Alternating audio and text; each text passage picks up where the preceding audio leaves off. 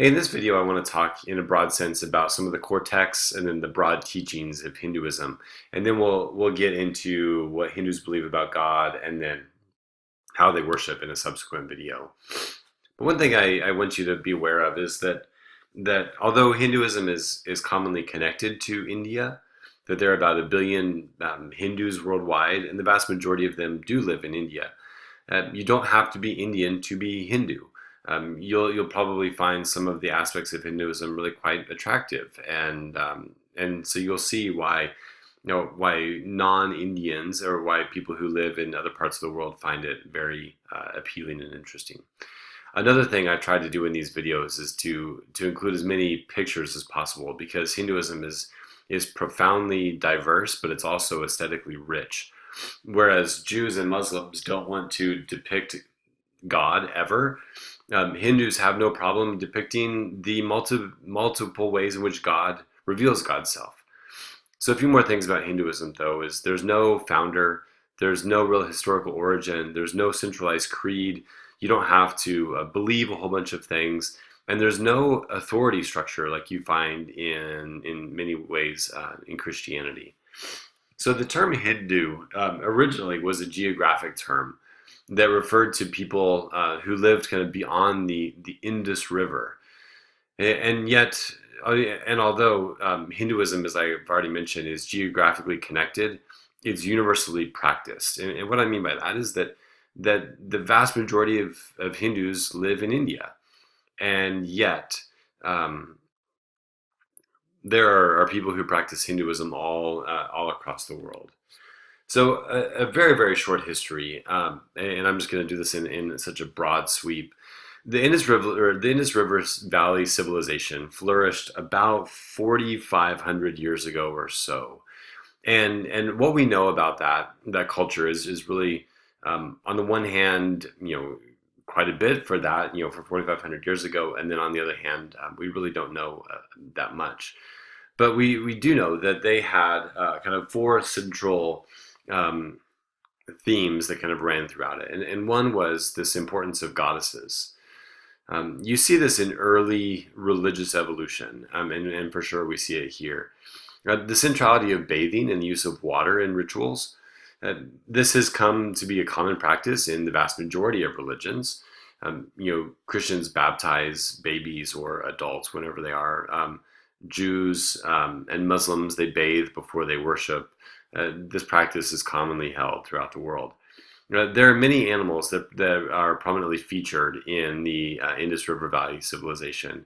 And then finally, the significance of yoga and meditation, of holding your body in specific poses. So if you do yoga, or if you've ever done yoga, and if you're familiar with, for example, like the sunrise pose, I think is what it's called, that these are not poses that just came up the last decade or century, but the poses that people do in yoga go back thousands of years.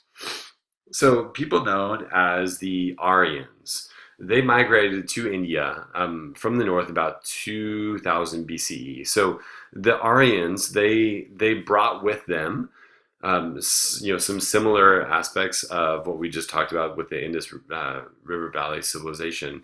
But what you see is these two civilizations kind of colliding in so many ways. So the Aryans, they had scriptures that are known as the Vedas.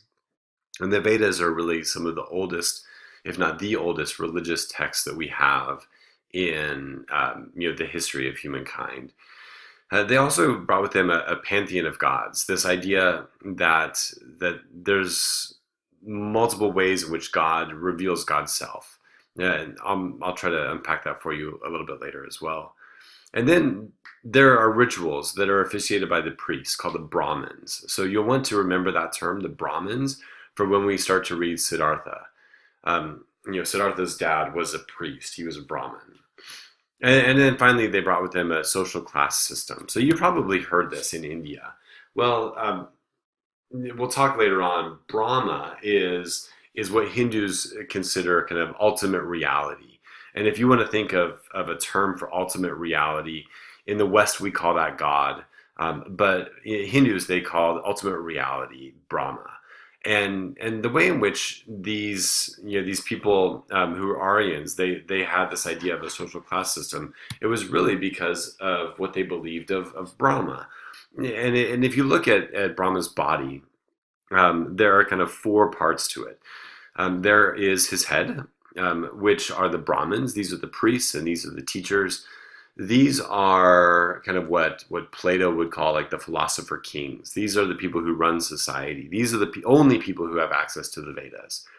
And then you had the Kshatriyas, which are the warriors and the ruling class. And what you'll see is in this Aryan culture, which has actually really influenced kind of historical Indian culture, there's not much movement between these two cultures. Although a Kshatriya could actually marry into maybe a Brahmin class, or a Vaishya might marry into a Kshatriya class, you really are born into the class that you will live throughout your life. So then they have the Vaishyas, which these are the farmers, the traders, the merchants. These are the ones who kind of, they don't run society, but they are the ones who really kind of run the economy. And then you have the Sudras, and these are the workers. These are the ones who are picking up the trash, and these are the ones who are doing the common work. And then you have the Dalits. These are kind of the lowest of the lows. These are what historically we've called the outcasts. The Dalits are in some ways subhuman. You can see that they are not considered one of the four aspects of the body of Brahma. And so we could talk, in a later discussion perhaps of the ways in which this caste system really has influenced kind of historical and the modern Indian culture, but then also how it's being challenged.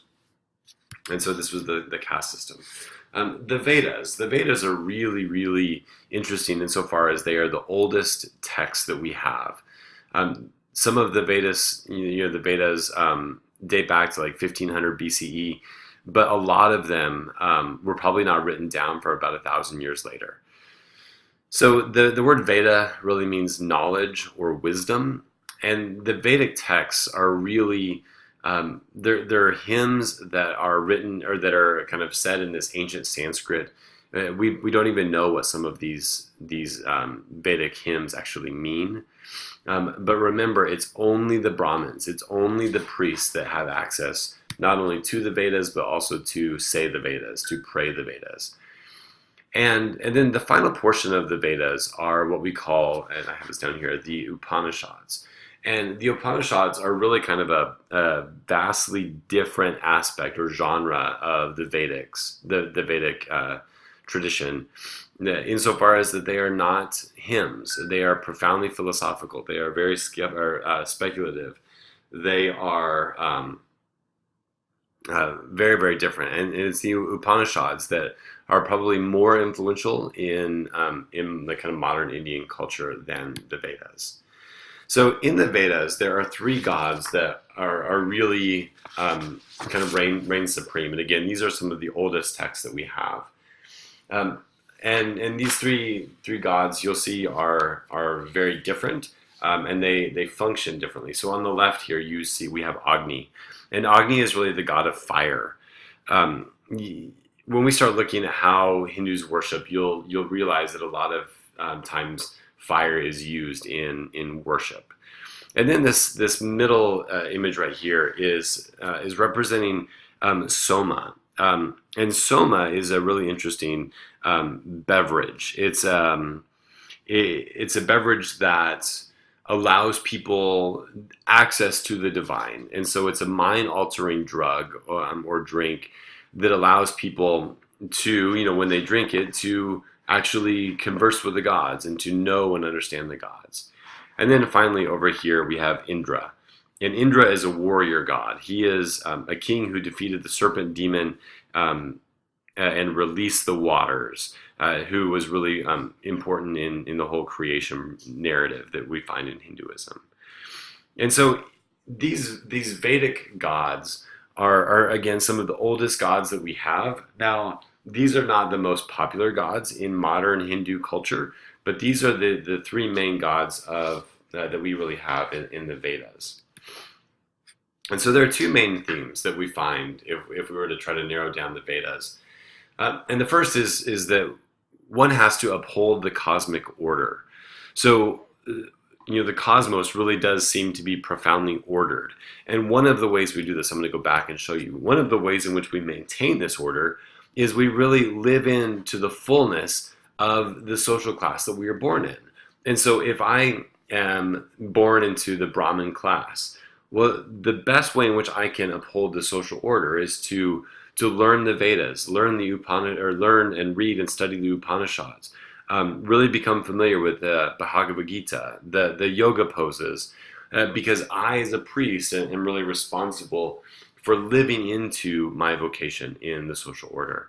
But also, if I'm here as a Shudra or a Dalit, the best way that one lives into maintaining the social or the cosmic order is to live in and fully embrace one's caste in society. And then another theme that we find in the Vedas is that the universe is a vast organism that is widely and deeply connected.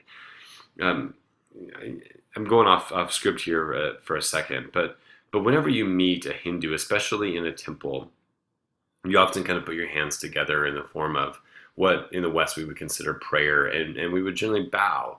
And you would say something like namaste, which would mean, the God in me, bows or submits to the God in you.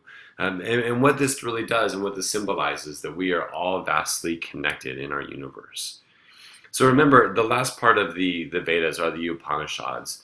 And as I've already said, these are really philosophical, and these have really influenced kind of like the modern Western philosophical movement in many ways. But different from the Vedas, the Upanishads believe that attachment to this world produces suffering. I'm recording this, a week after a big storm just went through Dallas. And I could imagine that if I had lost my house or if my house would be damaged, that would actually be horrible for me. I would really struggle with that. If I lost, my two girls or my wife or some of my most prized possessions, I would really kind of fall apart. And so in the Upanishads, they really have this overarching theme that it's attachment to physical things. It's the attachment to people. It's attachment to materialism that brings about suffering. I'm never going to have enough, if you will.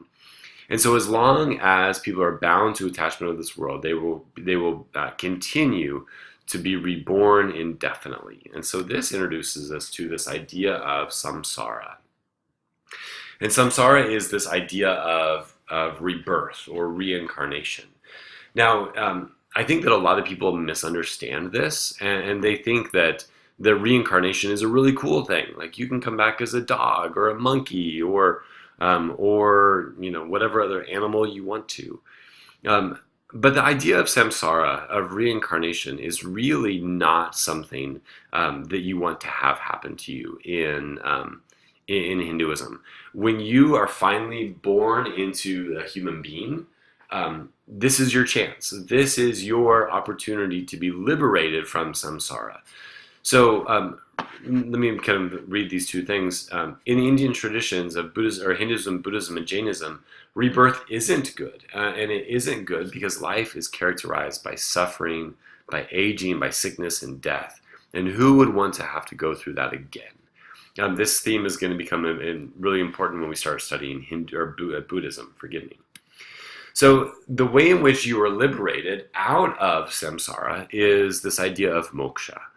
And moksha is the ultimate goal to achieve liberation from the cycle of samsara. Moksha is if you need to narrow it down to this, moksha is the goal of the Hindu life, to be liberated out of samsara. So in the Upanishads, and in the vast majority of kind of like later modern Hinduism, there is this notion of an eternal soul that is kind of consistent when we are born, when humans or when the soul is reborn over and over and over again. And the way that they talk about that unchanging soul is Atman. And so this then introduces us to this idea of karma. Karma, again, is something that we hear oftentimes in the West, and it's this word that means action. Um, but it really refers to this idea of cause and effect. So who we are today is the product of our previous actions, of our previous karma. And yet our current actions will shape who we are in the future. So then our soul is then reborn in accordance with its karma. So for example, if in a free manner I have chosen to live by good karma, well, that means that I'm going to be reborn in a higher order of birth. That's why I'm human, because I've chosen to live with good karma. But if I choose to live in bad karma, and I don't have good actions, well, that means that I'm going to continue to be reborn, continue the cycle of reincarnation, and I'm going to be reborn into something lesser. And so what we choose to do with our current circumstances, therefore, shapes our future karma. So the Upanishads, they tell us that if we understand our true identity as Atman, again, is this an idea of an eternal, unchanging soul, then we would be liberated from suffering. Again, it's how we live into to Atman, how we live into this good karma that we live out every single day in every part of our life. And so one way, I guess, to describe like the nature of Atman is pure consciousness. This is what you see a lot of times in modern Hinduism. It's awareness, it's subjectivity, it's I think that we would call this like self-awareness. And so the Upanishads, they teach that your true identity is changeless, is deathless, it's eternal. But this true identity that we possess, we are able to change. We are able to really live out good karma, which will then affect our Atman. So then there's this idea, again, I'm going to come back to this, of preserving the cosmic and social order by finding one's place in it. And the quest then to find liberation from the world through renunciation, through asceticism, and through non-attachment. So I want you to really try to understand the difference that I've been speaking about between the Vedic tradition and the Upanishads. In the Vedas, they were okay with attachment to this world. They were okay with material wealth and possessions, but the Upanishads are not. And in many ways, it's the Upanishads that not only shape kind of the modern Hindu tradition, but also later the Buddhist tradition as well. And so here, what is the final goal, or what are the goals of the Hindu tradition? I haven't introduced this yet, but there's this concept of dharma, which connotes this idea of duty or obligation.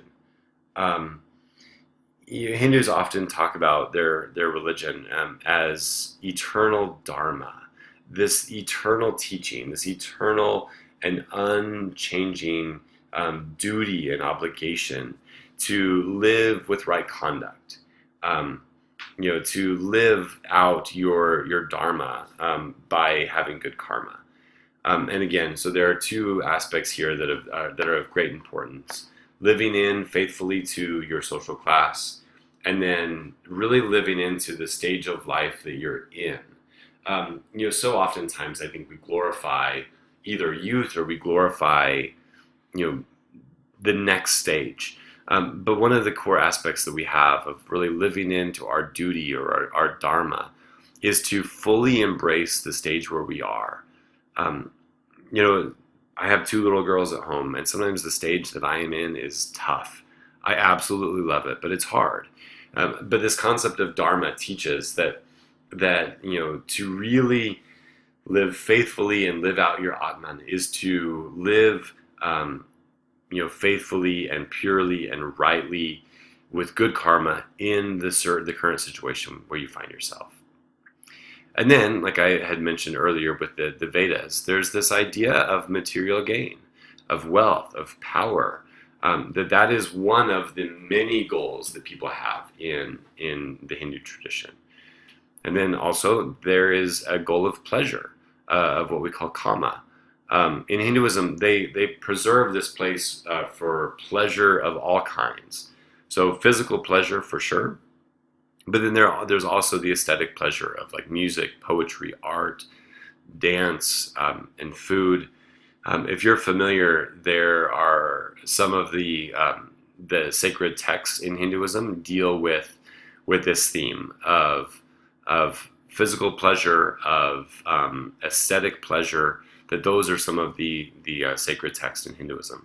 And then finally, as I've already mentioned, one of the main goals of Hinduism is moksha, this idea of liberation from the samsaric cycle of birth, death, and rebirth. And so what I've really wanted you to understand from this video particularly is how, at least initially, diverse Hinduism is. There is no one set teaching, there's no one set creed. And as we're going to get in the next video, there's a conversation between how many gods are there in Hinduism. I think if you were to talk or ask a good Hindu, they would say there's only one God. But if you were to look at Hinduism from afar, you're going to notice that Hindus believe in thousands, if not millions of gods, or to be put differently, the Hindus believe in thousands, if not millions, of manifestations and reincarnation of the one supreme God.